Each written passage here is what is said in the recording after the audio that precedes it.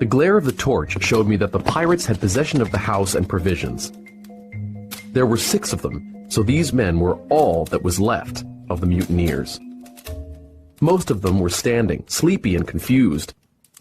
One was lying on the floor, deadly pale with a blood-stained bandage around his head. The parrot sat on Long John's shoulder.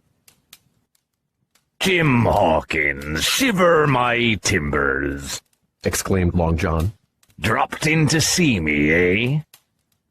I stood looking at them, my back against the wall, and I was certain my friends were dead. My heart ached because I hadn't been there to die with them. Long John Silver lit his pipe. "Now, Jim, I've always liked you. You remind me of myself when I was young. I always hoped you'd join me and my men, and now I think you must. The captain doesn't want to see you again, and I heard the doctor call you an ungrateful scamp. So you can't go back to your friends." My friends are still alive, I thought joyfully. "Your fate is in our hands," continued Long John. "but I never threaten. If you like our company, you'll join. If you don't, Jim, why, you're free to answer no."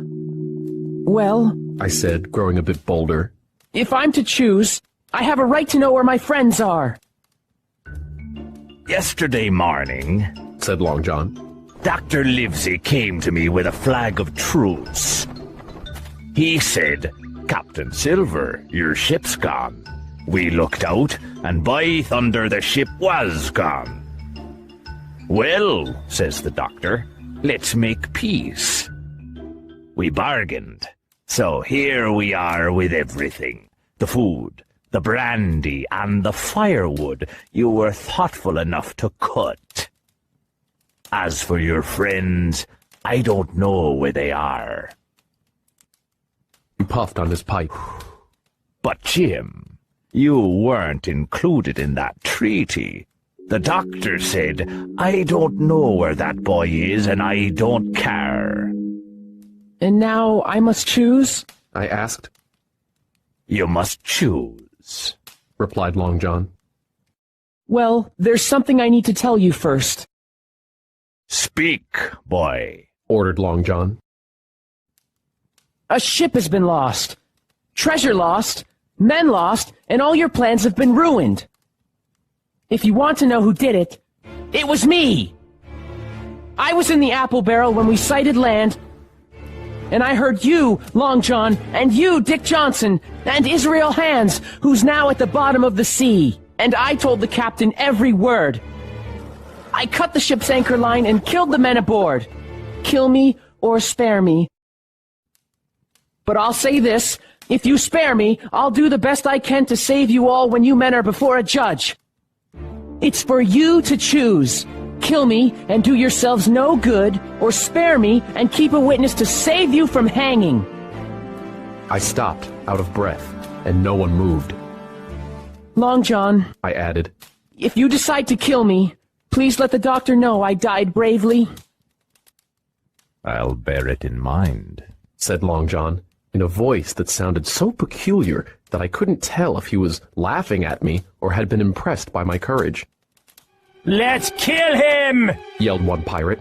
He sprang up and drew his knife. "Stop!" shouted Long John.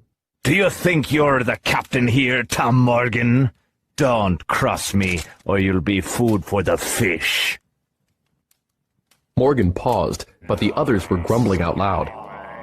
"Do any of you want to challenge me?" Long John roared. "Well, I'm ready. Take a cutlass, any who dares, and we'll see the color of the inside of your stomach." Not a man stirred. Not a man answered. Then Long John continued. "I was elected captain because I'm the best man here by a long sea mile. You won't fight me? Then by thunder you'll obey. I like that boy.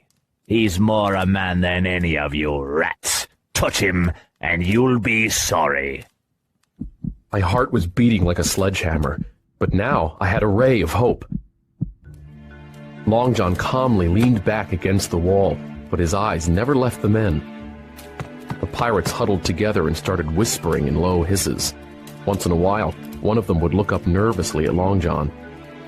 Finally, one pirate, a tall fellow, spoke up. The crew is dissatisfied, and we claim our right to hold a meeting outside.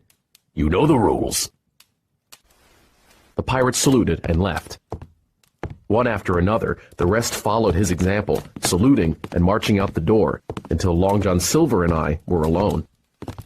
Now, look here, Jim Hawkins, Long John whispered. You're close to death, and even worse, torture, but I'll stand by you. I dimly began to understand. You mean they're going to kill me? I do, he answered. I'll save you from them, if I can, but you must save Long John from hanging. I'll do what I can, I said. It's a bargain, cried Long John. By thunder, I've a chance. He hobbled to the torch and lit his pipe again.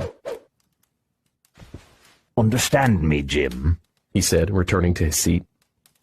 I'm on the squire's side now, because I know you've got that ship safe somewhere. I'll ask no questions, and I won't tell the others. Ah, you are so young. You and I might have done a powerful amount of good together. He poured himself some brandy. Why did that doctor give me the map, Jim? I looked so surprised that he knew I had no idea what he was talking about.